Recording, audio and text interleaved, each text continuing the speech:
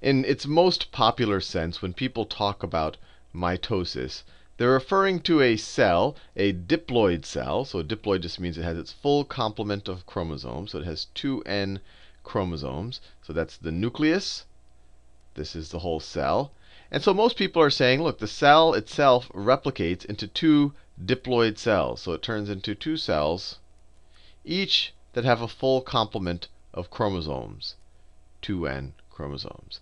And so when people say a cell has experienced mitosis, they normally mean this. But I want to make one slight clarification, that formally, mitosis only refers to the process of the replication of the genetic material and the nucleus. So for example, this, if I were to draw this, let me draw the cell, and it has now two nucleuses, each with the diploid number of chromosomes.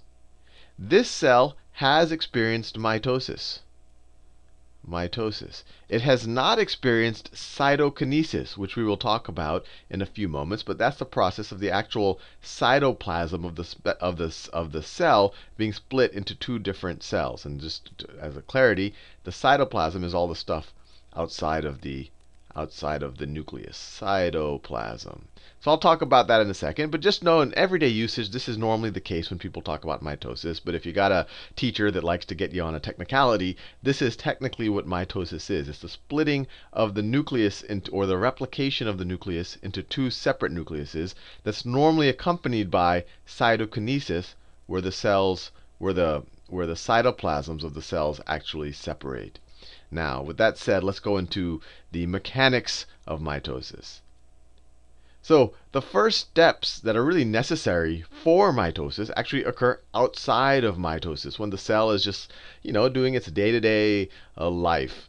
And that's during the interphase. Interphase. And the interphase, literally, it's not a phase of mitosis. It's literally when the cell is just living. So, the cell, let's say we have some new cell. Let me do it in green. So I have some new cell here. Maybe this is its nucleus. It's got 2n chromosomes. And then it grows. It brings in nutrients from the outside and builds proteins and does whatever. And so it grows a bit. It's obviously got its full chromosomal complement still. And then at some point during this life cycle, and I'll label these actually, so this phase and interphase, and this might not even be covered in some biology classes, but they give it a label. They call it G1, which is really just when the cell is growing. It's just growing, accumulating materials and building itself out. And then it actually replicates its chromosomes. So you still have a diploid number of chromosomes. So let me zoom in. So let me draw this. This is called the S phase of interphase. So this is S. And S is where you have replication of the actual chromosomes. Once again, we're not even in mitosis yet. So S, you have replication. Replication of your chromosomes. So if I were to zoom in on the nucleus during the S phase, if I were to start off, let me just start with some organism that has two chromosomes. So let's say that at the beginning of S phase, and I'll draw things as chromosomes just to make it clear that things are being replicated. So let me say it has this chromosome right here, and then let's say it has this chromosome right here. As it goes through S phase, these chromosomes replicate. And I'm just drawing the nucleus here. I've zoomed in on just this part right here, where N is 1, where our full diploid complement is 2 chromosomes. During S phase, our chromosomes will replicate, and we'll have, so that green one will completely replicate and generate a copy of itself. And we've learned this a little bit. They're connected at the centromere. Now each of those copies are called chromatids. And that magenta one will do the same thing. Now even though we have here, you can kind of say we have 2 chromatids, 1 for each chromosome. Now we have 4 chromatids, 2 for each chromosome. We still say we only have 2 chromosomes. And that's its centromere right now. This occurs in the S phase. And then the cell will just continue to grow more. So, the cell was already big. This I'll focus on the cell again. The cell was already big, and it gets bigger. It gets bigger, and that's during the G2 phase. So it's just growing more. G2. Now, there's another little part of the cell that we haven't even talked about yet, but I'll talk about it a little bit. It's not, super duper important. But this is an idea of these centrosomes, and these are going to be very important later on when the cell is actually dividing. And those also duplicate. So let's say I have a little centrosome here. I have a little centrosome here. It has centrioles inside it. You don't have to worry too much about that, but they're these little cylindrical looking things. But I just want to, so you don't get confused if you see the words centriole and centrosomes, not to be confused with centromeres, which are these little points where the two chromatids attach. Unfortunately, they've named many things in this process very similarly, or a lot of the kind of parts of a cell very similarly. But you have these things called centrosomes that are going to enter the picture very soon, that are sitting outside of the nucleus, and they also replicate. They also replicate during the interphase. So you had one before, now you have two of them. And of course, they each have their two little centrioles inside, where we're not going to focus too much on those just yet. So that's what happened in the interphase. Now the cell, and this is most of the cell's life, and it's kind of growing and doing what it wants. And actually, I'll make a slight point here. When I drew the DNA here, I drew them as chromosomes. But the reality is when we're sitting in the interphase, this is not what the DNA would actually look like. The DNA, if I were to actually draw this, it's in its chromatin form. It's not all tightly wound like I drew here. I drew it tightly wound so that you can see that it got replicated. But the reality is that that green chromosome was actually be all unwound, and if you were looking at a microscope, you would even have trouble seeing it. And this is its chromatin form. And and we'll talk a little bit about where it actually organizes itself back into a chromosome. But in this chromatin form, it's just a bunch of DNA and proteins that the DNA is wrapped around a little bit. So you might have some proteins here that the DNA is wrapped around a little bit. But if you were looking at it in a microscope, it just looks like a big blur of DNA and proteins. And same thing for the magenta molecule. And really, for DNA to do anything, it has to be like this. It has to kind of be open to its environment in order for the mRNA and the different types of helper proteins to really be able to function with it, and even for it to be able to replicate. It has to be unwound like this in order to function. It only gets tightly wound like this later on. I just drew it like this. So really, I had one green one, and it's going to replicate to form another green one. They're going to be attached at some point, and that magenta one's going to replicate to form another magenta one, and they'll be attached at some point, but it's not going to be clear. I just drew it this way to show that it really happened. This is the reality. It's in its chromatin form. Chromatin. Now, we're ready for mitosis. So the first stage of mitosis is essentially, well, let me draw this. So I'll draw the cell. I'll draw the cell in green. And I'm going to draw the nucleus a little bit, well, a lot bigger than it normally is relative to the cell, just because, at least right now, a lot of the action is going on in the nucleus. So the first stage of mitosis is the prophase. Prophase. Prophase. And these are really just, these are somewhat arbitrary names that were assigned to people looked in a microscope. Oh, that's a certain type of step that we always see when when a nucleus is dividing. So we'll call this the prophase. And what happens in the prophase is that the actual chromatin starts actually turning into this type of form. So as I just said, when we're in the interphase, the DNA is in this form where it's all separated and unwound. It actually starts to wind together.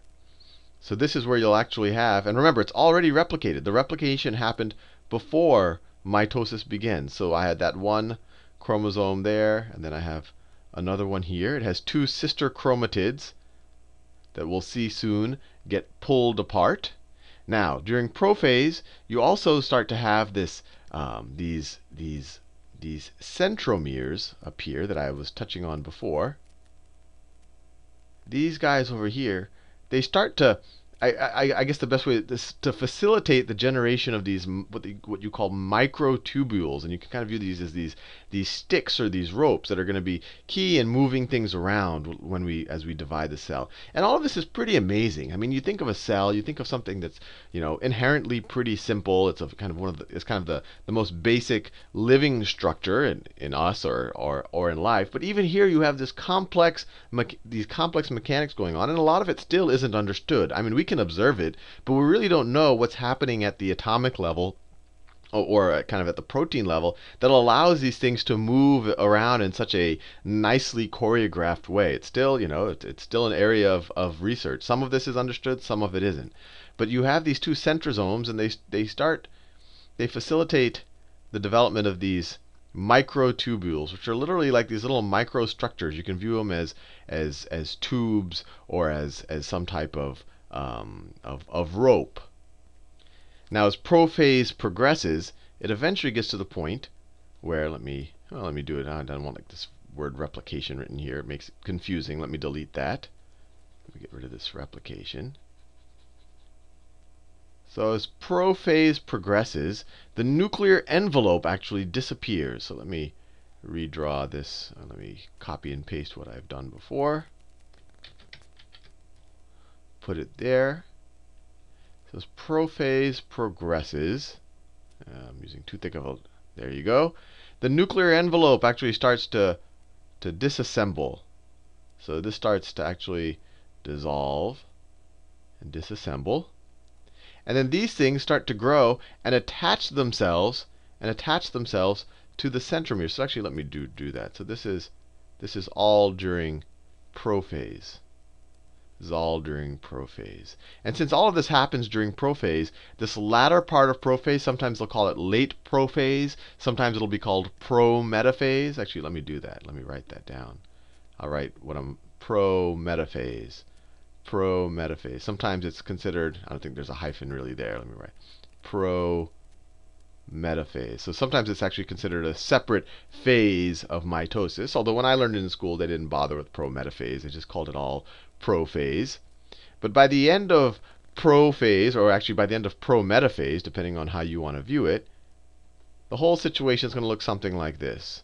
You have your overall cell. The nuclear envelope has disassembled, so to some degree it doesn't exist anymore, although the proteins that formed it are still there, and they're going to be used later on.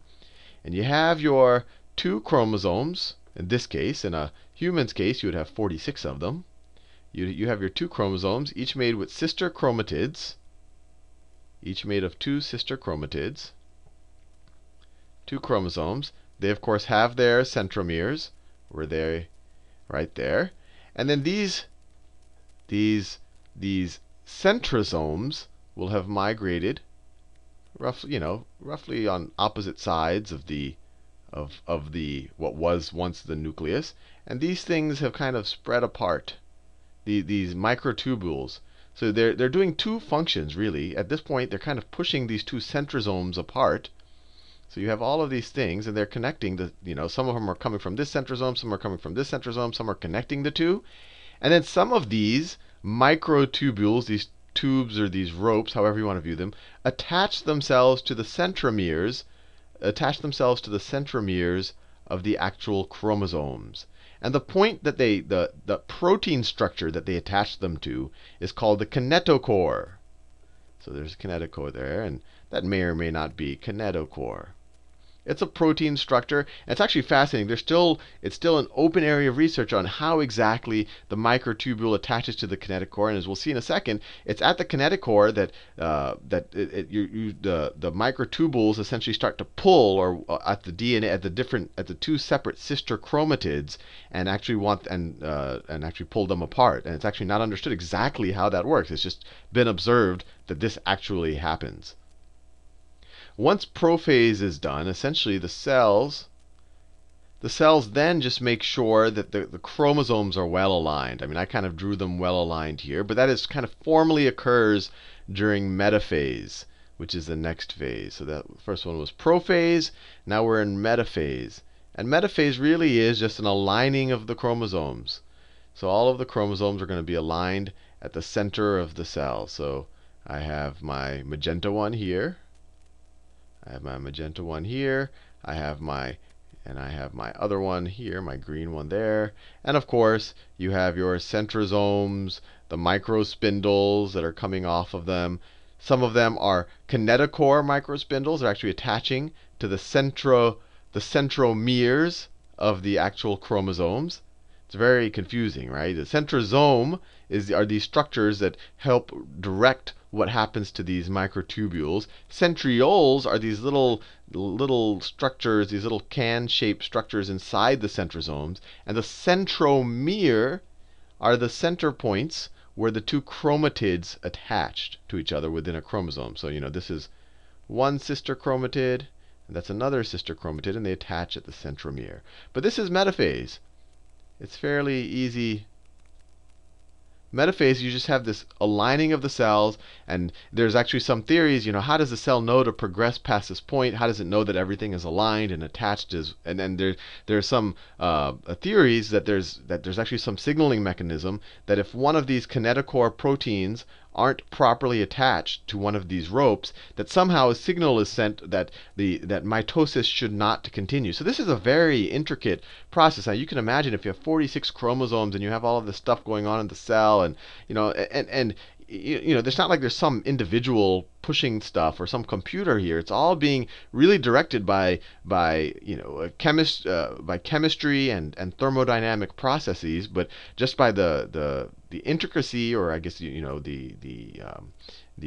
elegance of how these things are. It happens spontaneously with all of the proper checks and balances, so that most of the time nothing bad happens, which is all quite amazing. So after metaphase, now we're ready to pull the stuff apart, and that's anaphase. Anaphase. So in anaphase, let me write that down. Anaphase, I've changed the color of my cell. These guys get pulled apart. And as soon as they get pulled apart, so let's see, this guy's getting pulled. Let me do it in green. So one of the sister, nope, that's not green. One of the sister chromatids is pulling in that direction. One is getting pulled in that direction. And then same is true for the magenta ones. Pulled in that direction, and one is getting pulled in that direction. And of course, you have your centrosomes here.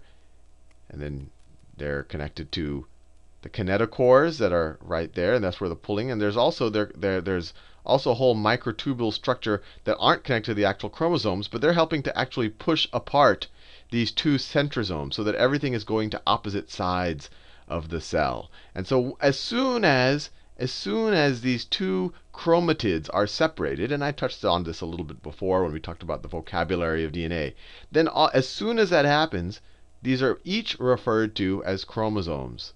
So now you can say that the cell has, what it used to have here, it has 2 chromosomes. It now has 4 chromosomes. Because as soon as a chromatid is no longer connected to its sister chromatid, they're then considered sister chromosomes, which is just a naming convention. I mean, they were there before, they were there after. They were just attached before. Now they're not attached. So you kind of consider them their own individual entity. And then we're almost done. The last stage is telophase. The last stage is telophase. And I'm going to draw the cell a little bit different here, because something is happening simultaneously with telophase most of the time. So telophase, and actually I'll draw, I'll rotate the cell 90 degrees. Let's say that this was one centromere. This is the other centromere. So at this point, it's essentially pulled the DNA to itself. So this guy has pulled one copy of that chromosome and one copy of this chromosome. And that guy has done the same up here. He's pulled over one copy of each. I use a different color. One copy of each chromosome to himself. Now let me draw that right there, like that. And now the nuclear membranes start forming around each of these two ends. So now you start having a nuclear membrane form around each of these two ends. And so by the end of the telophase, that's what we're in, the telophase, we will have completed mitosis. We will have completely replicated our 2 original nucleuses and all of the genetic content inside of it.